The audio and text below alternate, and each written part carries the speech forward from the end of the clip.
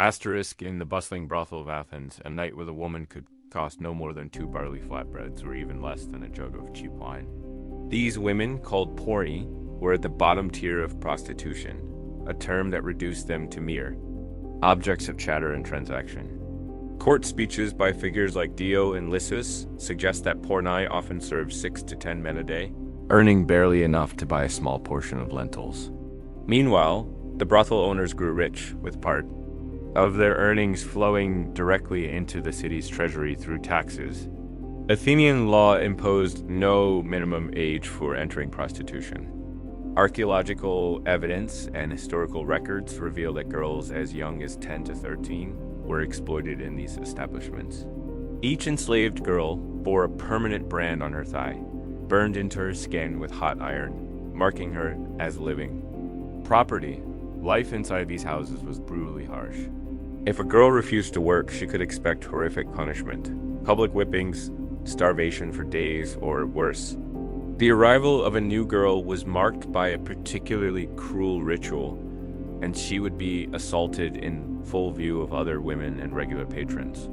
An account from a man named Pappy of Thessaly claimed this was deliberately done to crush her spirit and extinguish any hope of escape. Onlookers often jeered and laughed, turning their suffering into public amusement. A newly arrived girl was far more valuable than one who had been in the trade for long. Men would pay 10 times the usual price to be with someone untouched by previous harm. Writers of the time described such transactions casually, as if purchasing fresh fruit from a stall. Privacy did not exist. Women worked in corners of large rooms separated only by filthy cloth or mats. Every cry of pain was part of the background noise, a form of entertainment for men waiting their turn. Asterisk, before we uncover more of these buried stories of pain and resilience, please like this video and subscribe to our channel.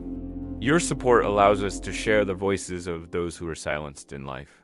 Owners of these women often sorted them into disturbing categories. Nubian women, exceptionally short women, those who could not speak, women who fought back, and those still considered unbroken. Each group came with its own price tag and its own clientele. 5th century art even depicts competitions in which men would attempt to overpower a resisting woman purely for amusement. Graffiti found on brothel walls shows that some customers paid extra for the privilege of inflicting severe harm-slashing faces, leaving scars, or permanently maiming them. Violence was marketed like any other commodity. Some women were advertised specifically for punishment. Split lips, shattered teeth, burns from tipped oil lamps. These were injuries that certain men sought out deliberately. To them, a woman's agony became a form of art, her screams a drunken melody. In the same city that celebrated philosophy and drama, cruelty against women proved to be one of the most lucrative trades. Yet even the daily brutality paled in comparison to what occurred during religious festivals. During certain celebrations, especially the festival of Dionia, prostitutes were handed over to groups of men for free, as part of what was framed as a sacred ritual. Surviving accounts describe these scenes without a hint of shame. Groups of intoxicated men assaulting women while music played, wine flowed, and bets were placed on how long the victim could endure. On these days, a woman's last shred of dignity vanished. She became nothing more than a plaything for the crowd. Medical.